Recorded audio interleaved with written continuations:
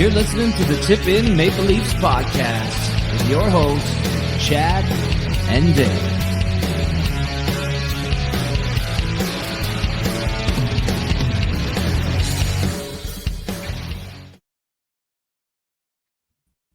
Hey, everybody. Welcome to the Tip In Maple Leafs podcast, episode number 244. I'm Chad. I'm Dale. And we're going to be talking tonight about the first place Toronto Maple Leafs, first place in the Atlantic Division, ladies and gentlemen. How about that, man? How about that?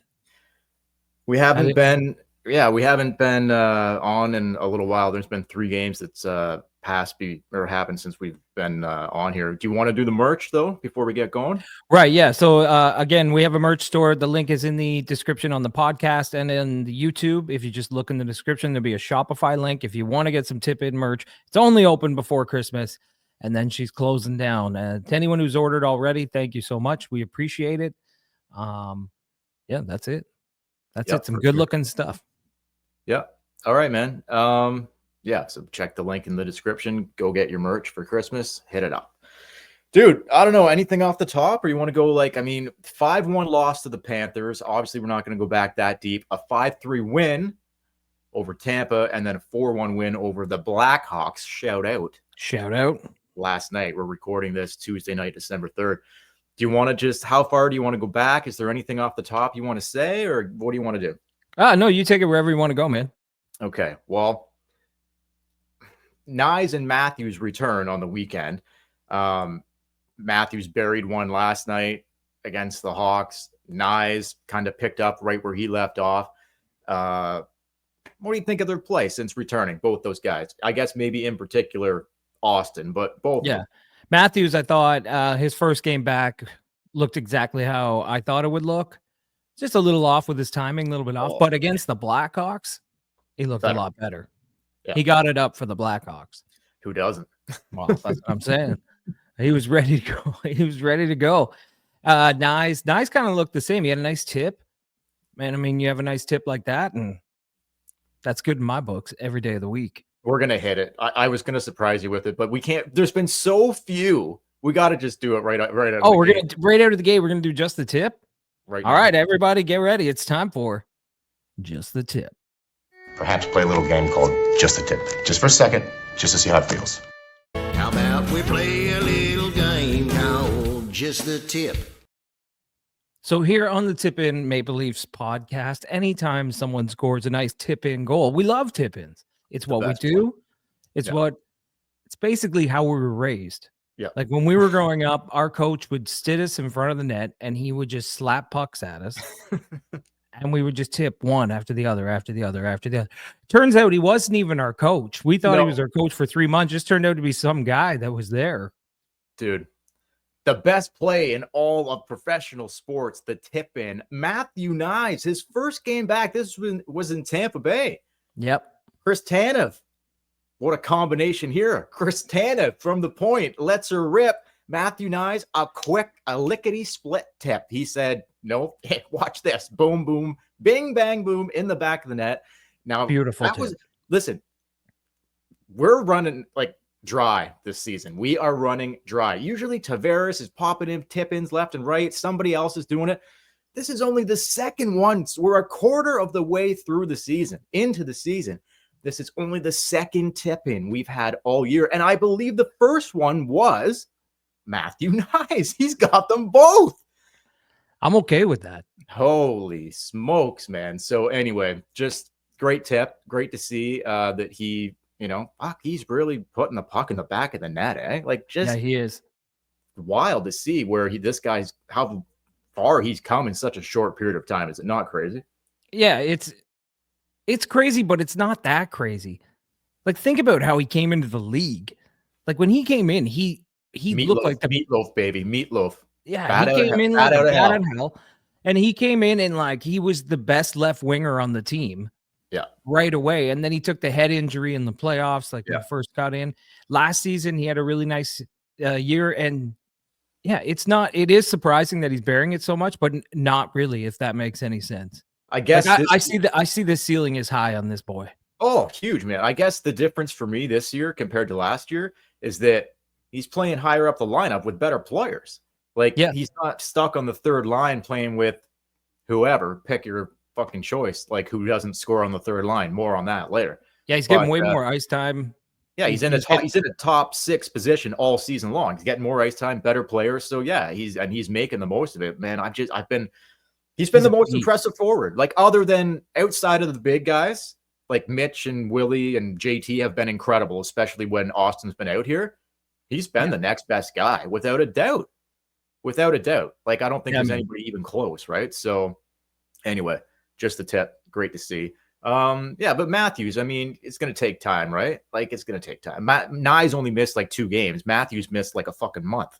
Yeah, but again, the Blackhawks game, I thought he looked really good. He was ripping it. He was all over the puck all night. The Tampa game, he just looked a step behind a little bit. It won't take him long. He got one in the Blackhawks game. You can just feel it. He looks healthy. He's going to start ripping it real soon. I hope so, man. I hope so. I don't know. Like, I didn't like their game against Florida Panthers, but they were missing like half the team, like Mitch said. So what did they were kind of due for a loss, and Florida all of a sudden is coming on. Bobby McMahon went out and you were down 8 of your regulars. Yeah. And then I thought they played really well against Tampa. And the Blackhawks game, I don't know. Like, I thought at times they were good. At times, I don't think it was the least best game. Chicago fucking sucks, man. Like, that's the truth. The Blackhawks are a bad hockey team. Mm-hmm. Decent effort, but they're just not fucking like. It's basically Bedard and nothing else. Like, they don't have anything on that fucking team. Like, no. Okay, Taylor Hall. Like, they got a bunch of has-beens. Foligno, Taylor Hall, like Patty Maroon. Like, what are these guys doing? What are they doing? Yeah, Bertuzzi. Mid. Yeah, the Blackhawks are very good. It was a weird game, but it felt like the Leafs were doing that thing where they play down to their opponent, but then they would show bursts of like dominating the game, and then they would go back to just playing Chicago style hockey up and down. But they got the win, and that's all that matters. I did see the blueprint thing where Berube came in the room, and he's like, basically said, you know, we got the win, good job, but we're gonna talk about this later. We're gonna talk about this game later. See that. He just kind of subtly said it. Like, there was some things they need to talk about the game, but let's just enjoy the win right now. Anyway, so yeah, like, there's not a lot of things to break down here. There's one main thing that I want to get into, which will be goaltending. But first, I'll talk about this. Mitch Marner played in his 600th career game. Did. Against the Hawks on Monday night. And like, can you believe that? I remember watching his first fucking game. You know what the first game was? I don't remember. It was as soon as I say it, they all came in at the same time, him and Mitch and Willie. It was the Austin Matthews 4-goal. Was that Mitch's first game? Yeah, 100%. It was all their first games. Okay. So, or I think Nylander might have played a couple games the year before, but yeah, Mitch and Austin for sure came in at the same time. So think that seems like fucking yesterday now, but it was like fucking 8 years ago, right? It's crazy, but 600 games. Holy fuck. Where does the time go? Like, that's crazy. I couldn't believe it when I saw, holy fuck, he's already at 600 games. Like, it just seems like crazy. It just seems crazy. It does seem crazy. I even think, like, when they talk about Crosby and Ovechkin and and they show them and they're pushing 40 and everything they've done in their career, and they go back and show highlights, and it's like standard definition television. Oh, yeah. Like, it has the black bars on the side because it's not even HD. I'm like, holy fuck. I remember when they were like the hot rookies, the battle between Ovi and Sid for Rookie of the Year. Yeah. And now they're like the wily veterans on their way out. Almost 20 years ago. Can you believe that? And then Mitch and Austin, they're coming into their prime now. They're not rookies anymore. This is it. This is like their prime years. Crazy, man. It is crazy, man. So look, I guess not a lot to get to tonight. 2 main topics, I guess, we'll probably spend the majority of this podcast on. The first one being the goaltending, man. Like, the whole story here, or just to back up on Mitch for a second. Yep. Just shout out Mitch Marner. He's been incredible. Like, the team kind of slow start, just finding their way, whatever. But when Matthews went down, Mitch stepped up huge, and he has not taken his foot off the gas since. Shout out to Mitch Marner. I just think he's been fucking awesome. Absolutely. Best player on the team this season. Without a doubt. Anyway, next to the goalies.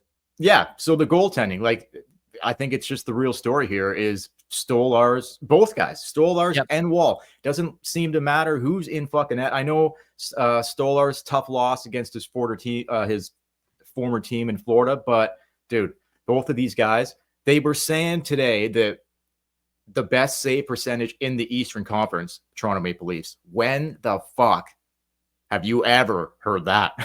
Like, have you ever heard that in your life? I don't think I have. No, I can't say that I have.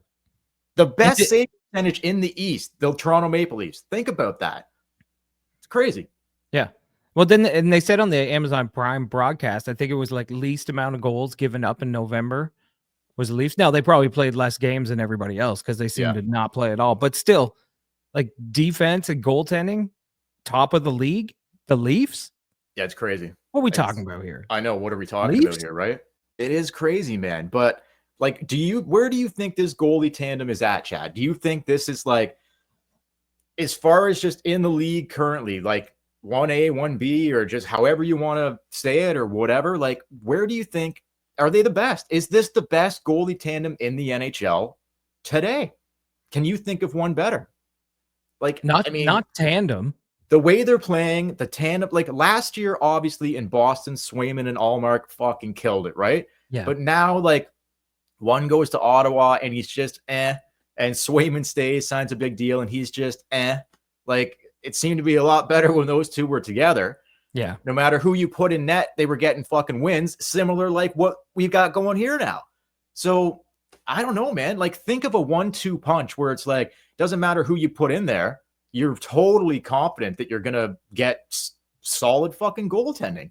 Like, you've got your Bobrovskys and Vasilevsky and Hellebuck and Markstrom. Like, there's good, like maybe Markstrom and Allen in Jersey. Like, that's a pretty good combo too. But I think the Leafs are right up there, man, which is absolutely crazy to say. Yeah. Both guys, like, Yeah. it's crazy. Well, and not just both guys, man, but like down in the Marlies, Murray, Hildeby, and what's the other kid's name? Yeah, Matt Murray. I know. I can't. Starts with an A. Art Askarov or something like that. Yeah. Something like that. A Timonov. Something like that. I can't even pronounce it. Yeah, but anyway, they've been killing he's tearing it up. So you have 5 goalies in the system now. Yeah. 2 on the Leafs and 3 in the Marlies that are all like over 900 save percentage and giving you solid goal. Mind blowing. Do not pull a John Ferguson Jr. here, Tree. Do not do it. Because we need the depth, man. You never know what's going to happen if Stolarz goes down or if Wall goes down. Are you talking about the Raycroft and Rask? Yeah, I'm talking about Raycroft and Rask. Like, well, more, I'm talking Pogge and Rask, really, where like they had these 2 blue chip guys, and then one of them never ended up, the one they kept never even ended up playing in the fucking NHL, and the one they dealt had a Hall of Fame career. So go fucking figure there, right? Fergie. Yeah. But do you remember this? I don't know if they were saying this on Overdrive or someone was saying it, that like the GM, I think it was Peter Chiarelli at the time, I think was GM in Boston. Or no. That what I don't know. I can't. I'm pretty sure it was. Okay, maybe it was. Anyway, I guess like they asked him like, Pogge or Rask, which one do you want? Did you hear this? Like the Leafs asked him, which one do you want? He said Rask, and they said, okay. Instead of saying, okay, we'll give you Pogge. Yeah, that's always been the rumor going around about John Ferguson Jr. is he basically let him pick instead of going to his scouts, not just picking the one that Chiarelli, but go to your scouts and say, which one should we keep? Oh, because God. I guarantee you they would have said Rask. I would have kept them both. What was the fucking rush? Like, no. But if you were going to trade one, like obviously Pogge would have been the one to trade. Oh, of course. But he's like, who do you want? All right. And I also heard that they were gonna put Waycroft on waivers. Did I say Waycroft? They were gonna put Raycroft on waivers. They could at least grabbed him for nothing. I hate that trade. I hate everything about it. But you brought up the 2 kids on the Marlies, so the Beast and whatever the other. Yeah, it's not just sunshine on the Leafs. It's sunshine on the Marlies. It's like 5 goalies, all healthy. Knock on wood. Yeah, all healthy and all playing well right now. So like last year at this time, We Keep had both one of those goalie. kids. Yeah, last year at this time we had one goalie who had lost his mind and was going on waivers with Samsonov. Yeah. Wall couldn't stay healthy. Matt Yeah. Murray couldn't stay healthy. Like we were scrambling in net, Yeah. and now Yeah. it's so solid back there. So It's crazy, solid. man. And But keep the- Stolarz is like, what a nice surprise. We knew what Wall Oh. could be, but did you know Anthony Stolarz was this good? Not even close, man. Did not know even close. Not even close. No, he's been incredible. Incredible. But yeah, but keep the kids on the Marlies because like we're gonna need like don't go trading away a potential Tuukka Rask here, boys. Let's just I don't think keep, Tree will do that. keep them all in house because you never know which one, or down the road, maybe you're able to flip one of them for something really good. Like who knows? But just we'll see. Keep all the goaltending prospects because it's just we haven't had that homegrown. Like Tree Living seems to love goalies and Big D. So I don't see any of that going away. no, man. And how do you think Pittsburgh's coming in on the weekend? We got a back-to-back against Washington and Pittsburgh. So our old buddy Dubas coming to town. Yeah. What do you think he is like doing down there in Pittsburgh, man? Do you think he like look at the situation where he kind of Shanny didn't want to fire Dubas.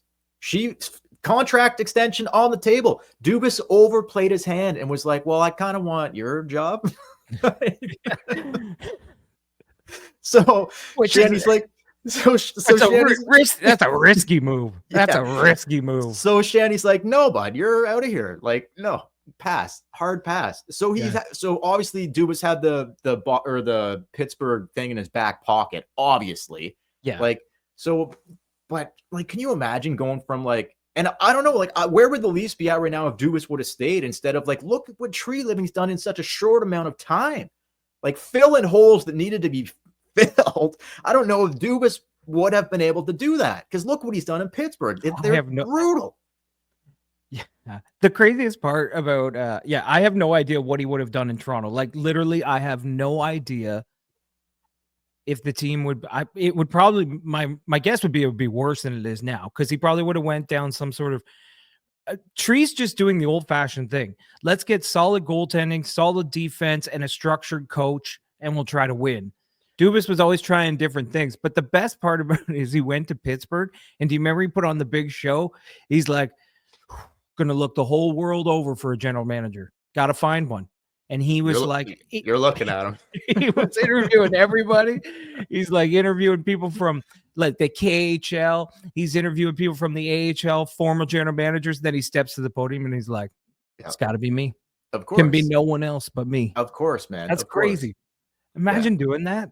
I can see. Yeah. Imagine you have all the power and you're like, I'm the only guy for the job.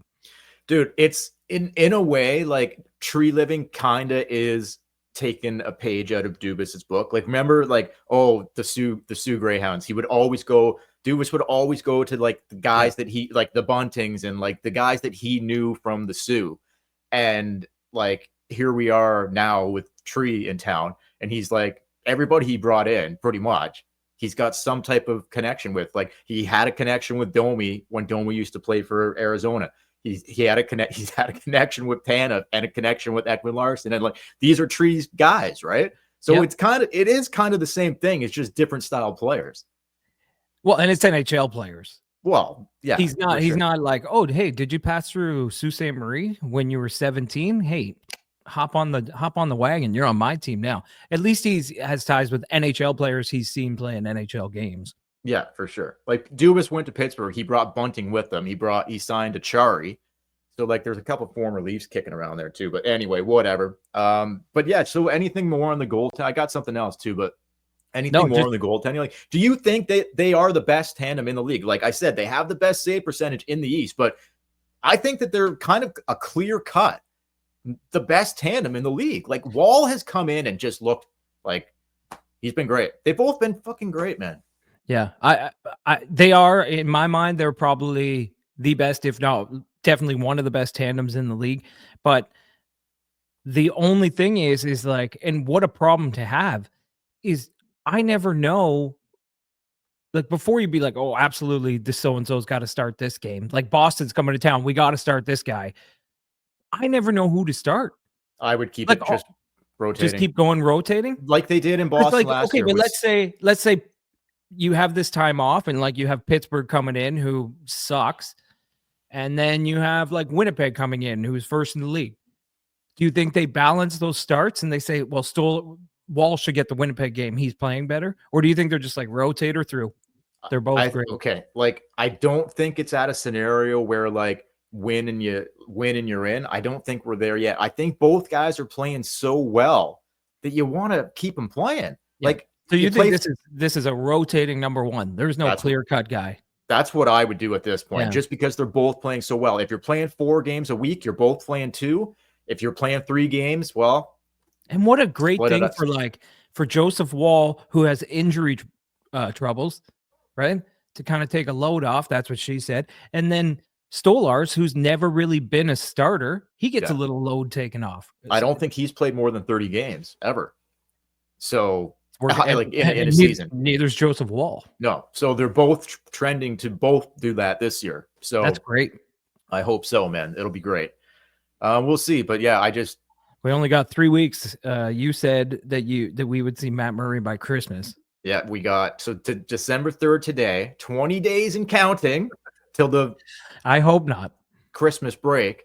So do we see Murdoch before Christmas? It's still possible. It is 100% possible. They play You don't want it. You don't want it to happen. They play a lot of games in December, a lot of hockey games. So That's true. Yeah. No, you Even just a don't- little pulled groin, you could miss 2 games. yeah, and like Murray's just a shot away from pulling his groin too, so you never know what's going to happen there, right? But do you think that they could potentially trade Matt Murray? Like, would there be a team out there that would? No, I'm being serious. Like, would there be a team out there that would be like, okay, here's an experienced guy. He's been playing well. He hasn't got an injury. Like, he had both his fucking hips replaced, I think. I mean, I think he should retire a Penguin.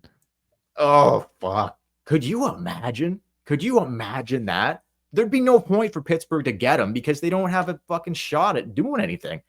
Like, you know what I mean? Like, I'm just saying, if I know one GM who might take a shot on him or shot at him, it's got to like be let's Dubas. say let's say if Demko can't get back and play, like is Vancouver going to go with Shelovs and fucking what's the other guy's name? Lankinen Yeah. or Lekkinen or You know whatever?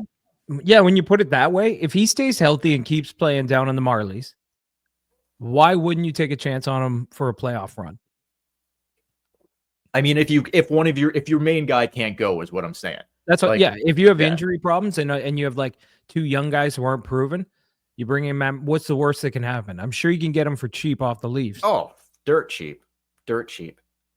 We'll see. That would be Murray- crazy. Yeah, it would be crazy. Okay. Anyway, goaltending. Let us know what you think in the comments, guys. Like, is Murray gonna make an appearance here or what? And let us know. Wall Stolar, should they be split in games? Should one of them be like? Do you see a clear-cut starter? I see it as it's a tandem. It's a tandem. They're It's a both tandem. they're both rock stars and whatever. Speaking of rock stars, how about these 2 little fuckers out of nowhere? Fraser Minton and Grabankin. I'm going to give you my hot take here. Not even that hot of a take. It's just the right fucking take. And then you let me know what your thoughts are. These kids should be sticking around. These 2 in particular, I'm talking about Minton and Grabankin. These 2 guys can help this team win now. Like, look at how well they played. Grabankin driving the fucking front of the net. Fearless. Nothing gets to this guy. This guy looks like he's been around for fucking years. He just blends in seamlessly and actually adds a layer that they don't have. So Yeah. I love this Grabankin guy. And Minton has more goals in 4 fucking games than Domi, Holmberg, and Robertson combined all season. So what are we fucking talking about here? I don't care if you're hurting somebody's feelings by putting them on waivers, sitting them in the fucking press box. Fraser Minton and Nikita Grabankin, in my fucking opinion, deserve a spot on this fucking hockey team going forward when everybody is healthy and comes back. There's a take. What do you think? I think you're bang on, and I think that the coach behind the bench shares your feelings for those players. Absolutely, 100%. The way he talks about Fraser Minton, the way Fraser Minton's played, that is exactly on this podcast. We complained about that third line and the third line center all fucking year until Minton came up. He's exactly what they've been looking for. exactly what you're looking for. He's Yep. sound defensively, great 2-way, can pop in a goal here or there. He's so smart on the ice. Yeah. I know he's the only one that's waiver exempt, but like you say, well, then somebody's going on waivers because Yeah. you can't send Fraser Minton down. And Gurbankin looks like a 70s porn star on skates. Unbelievable. The flow, the teeth, the smile, just out Yep. there banging everybody. I Yep. love this kid. Have you seen that he just leaves the arena like out the door? He walks out front and hangs out with the fans. Yeah. There's hundreds of videos of Yeah. people just like, oh my God, there's Gurbankin. And he like He's parks like on the he's street. like high-fiving and hugging fucking fans out front by the statues row there. Yeah, he doesn't leave through the parking garage or underground or anything. No, He like no. parks his car in the municipal parking lot across the street and just heads out the front door, and he's just like taking photos and talking to all the fans. He's just loving it. I Having think a he great must. time. I love that. I love think- that. That he leaves the entrance that's going down like Bremner towards like the tower and the Yeah, dome. he goes by the statues there. Maybe he has Yeah. a condo there. Maybe Yeah, he's not. 'cause I don't parked there, think there's parking down there. So I think he's probably, there probably is, just, but it's around the Oh, okay. corner. he probably just lives close and he's just walking. He's probably just walking to Yeah, where but, to like- where to his condo or whatever. But I don't know. It just seems like most Maple Leafs, just to avoid the attention. You probably drive down, or I know you can go underground to some of the condos most of them and stuff. drive under. There's underground parking at the Scotiabank Arena, right? Yeah, Like and that's how even they you all can, come in and you out. can take pathways to the condos if you live Yeah. close by. There's ways to not just walk out Of the front door. of course. I'm just loving it. He just walk, and it doesn't matter. He just high five, stands and talks to anybody, like a couple drunks on the street, just has a good 5-minute convo with them. He's like, there's videos of him online. Like he's just fucking hanging out. He's just Everywhere. like hanging out, Everywhere. shooting the shit. Like, and he- everybody's getting him to say, everybody's like, say back check, paycheck, forecheck, and he Yeah. just says it And and, he then will. laughs. here's a guy who just gets it, man. Like he's getting a taste of the league for the first time. He's getting a taste of the fan base for the first time. And he's just like, I would feel the same way, man. I would be like, Yeah. you wouldn't be able to get the smile off my face. It'd be like, here I am. I'm playing for the fucking Leafs. Like, this is incredible. Enjoying Like, it. oh, of course. He's of enjoying course, it. man. And I love that he's playing into it. Like he understands that he understands he could be a fan favorite just by having fun with the fans. Toronto loved. Yeah. Who was the Blue Jays pitch? The Japanese guy in the Blue Jays. Oh, Kawasaki. That was talking. Remember how much Jays fans loved him? Because he Yeah. just was himself. He Yeah. would hang out with fans. He would say the funny shit in the dressing room. He It's kind of like what Gurbankin is. when they won in the playoffs, he says, "Bush party tonight." Do you remember that? Do you remember that? I do. Do you Yeah. remember- Did remember he have a him saying quote about banana? Yeah, Having bananas and because stuff? he would always get cramps, and like if he was getting cramps, he's like, "Oh, I forgot my bananas today." And but reporter Hazel May would ask him how many bananas today. He says 2 bananas today. But I just remember in the playoffs when they won, Bush he says party "Bu- tonight." yes, Bush party tonight. So I love that. I miss that guy, man. I don't know if he's still playing in the league or No, what. but that's what Gurbankin reminds me of. He's Oh, just yeah, got like sure. this personality, and he's not afraid to be himself, and he's not afraid to like just he doesn't strike me as a guy who thinks he's better than the fans. Like he's out Oh, there obviously hanging out with not. them, having a great No. time. I love it. But If he just- keeps doing that, he's gonna be a fan favorite. Huge. he plays so fucking hard. And sure, there's going to be learning mistakes. And same with Minton, there's going to be mistakes, but they both seem very smart. And I love the way Gurbankin drives the net. And Minton, we already knew Minton was just going to be like, he's such a smart fucking player. He can get by. You saw it last year and the year Of course, before. man. We've seen He it. can get by just on his hockey. He's not dumb. He thinks the game fucking at a high level. So, and you're right. Berube's comments about especially Minton, but Gurbankin too, loves these two kids. Yeah. So I'm sorry, like Camp, Reeves, Holmberg, Robertson, Domi, like I'm You probably don't leaving. you don't bring what they bring. Like everybody plays a role on the team. They Well, have I was gonna say combined for okay. Robertson has 2 goals. The rest of those guys is not one. Yeah. not one fucking goal. well, Jeff. like okay, Robertson should top that because that's what he's asked to do is score goals. But everybody, Berube said this in the summer, like talking about the core 4, and he's like, everybody plays a role on the team, and the old cliche, everyone has a role. You know your role, you do it well. Minton has a role on this team. Oh. Gurbankin has a role on this team. Those guys you 100%. just named, I don't know what their role is on Me this. neither. They're just What's guys. Holmberg's They're role just on this team? What's Robertson's role on this team? they're just fucking guys, man. Yeah. They're just guys.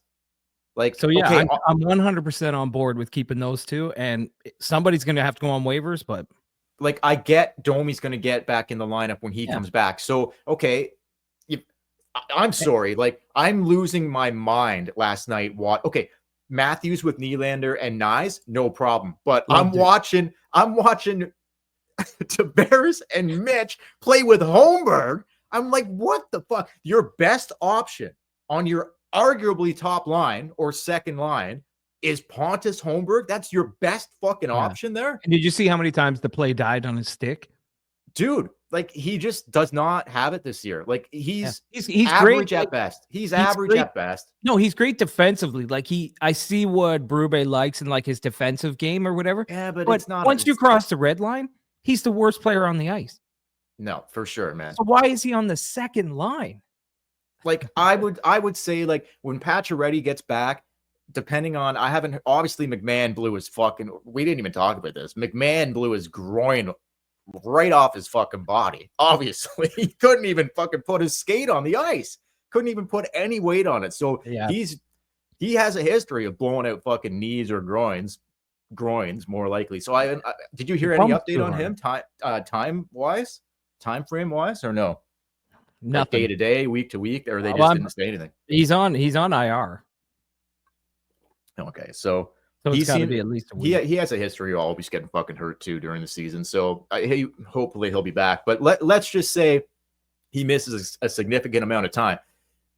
Let's say Pacioretty's getting ready to go. Let's say Domi's getting ready to go. Would you put Pacioretty with Mitch and JT, and potentially you keep Minton and Gurbankin together on the third line? You put Domi with them or something like that, and then however you want to do the third or the fourth line, like there's too many bodies. Holmberg, Camp, Robertson, like somebody. Well, like you say, if they're going to keep these kids, somebody's feelings going to get hurt.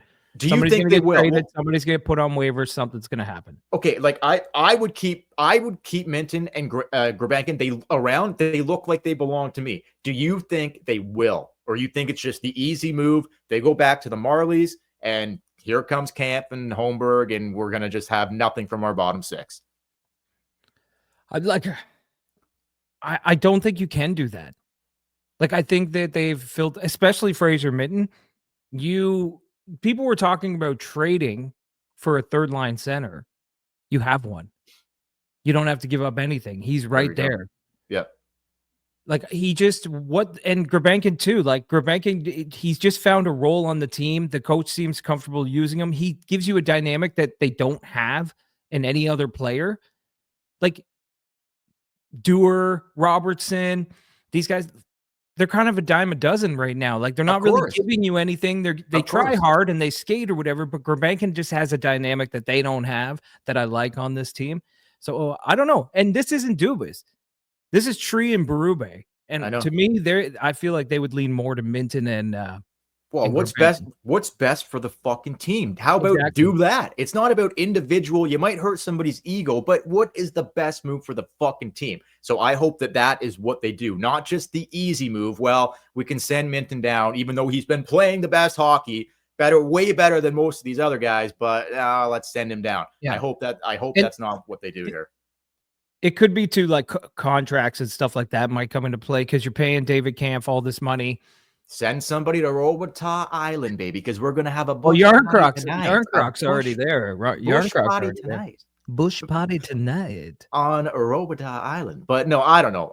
We'll see what happens here. But here's something exciting. Like, just think about this. Just however the contracts work out this summer with Mitch and JT, if they're coming back, whatever. Think about this next year. I know I'm jumping to the gun here, but think about this third line next year. Minton, Gurbankin, and Easton fucking Cowan on the other side. How's that for a fucking third line? That's a bush party. Oh, big time, big time. I get excited. I get excited thinking about that one. Anyway, man, that's awesome. I don't know. We'll see what happens here, but yeah, that's it for tonight, I guess. All right, listen, everybody. We thanks for joining us on this show. We will have more shows coming. The last couple of weeks there were like no games, so we haven't done a lot of podcasts. But December is railed It is tight up against it with games. They are every night. They're everywhere. So we'll have more episodes for you. And before we go, don't forget that our merch store is open and you can check it out in the description below. There'll be a Shopify link on the YouTube video in the description and in the podcast description. So you can click on that and get some tip-in merch. The store will be open for a couple more weeks and then it'll be closed down. You can follow us on social media at the Tip-In Maple Leafs Podcast on Facebook, Instagram, and YouTube. While you're on YouTube, hit like, hit subscribe, and leave a comment. Let us know how you're feeling or what do you think about the episode or just your thoughts of the Leaf in general. Do you think Minten and Grabenkin should stay on this team? Let us know in the comments below. And you can email us tipinpodcast@gmail.com. And until next time, I'm Chad. I'm Dale. And we will. Struggling Nashville Predators come to town a Wednesday night and a back-to-back on the weekend against Washington and Little Doobie and the Pittsburgh Penguins. Should be very interesting. We'll be back to break it all down. But first, Bush Potty tonight. Thanks for watching, guys. Thanks for listening. Catch you later.